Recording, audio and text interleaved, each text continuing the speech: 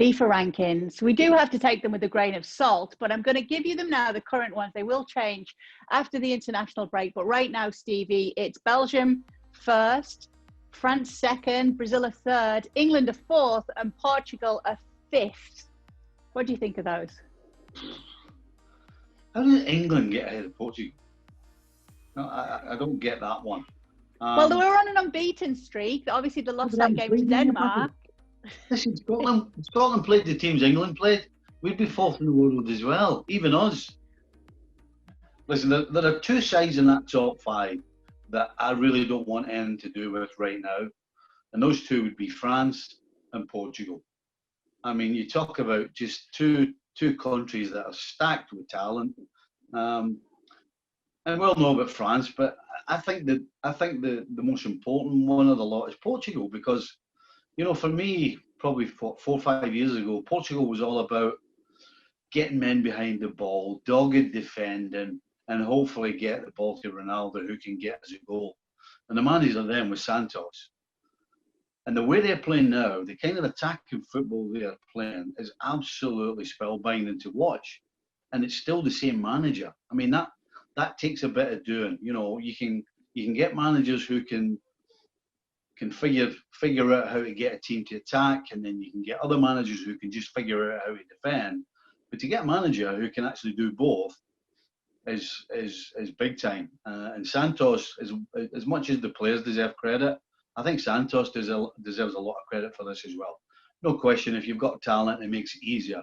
But you still got to organise them, you still got to coach them, you still got to keep them happy. And I think Santos has done a fantastic job.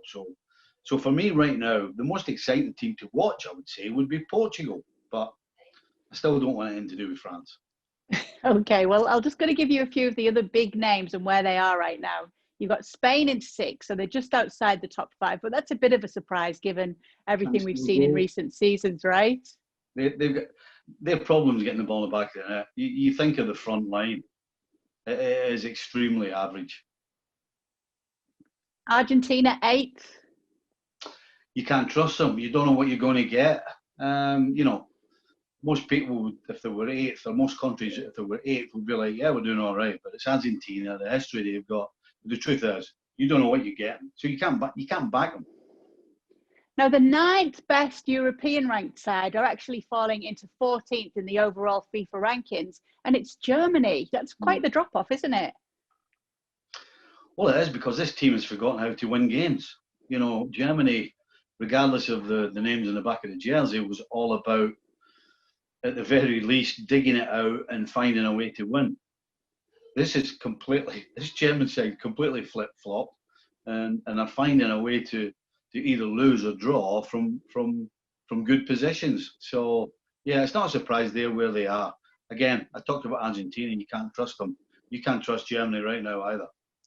Well, we will actually revisit this one, because the rankings after the international break will decide the seedings, and that's when FIFA will draw the European qualifying groups for 2022 World Cup, qualifying there in December. So watch this space. Thanks so much for watching ESPN on YouTube. And for more sports highlights and analysis, be sure to download the ESPN app. And for premium content and live streaming, subscribe to ESPN Plus.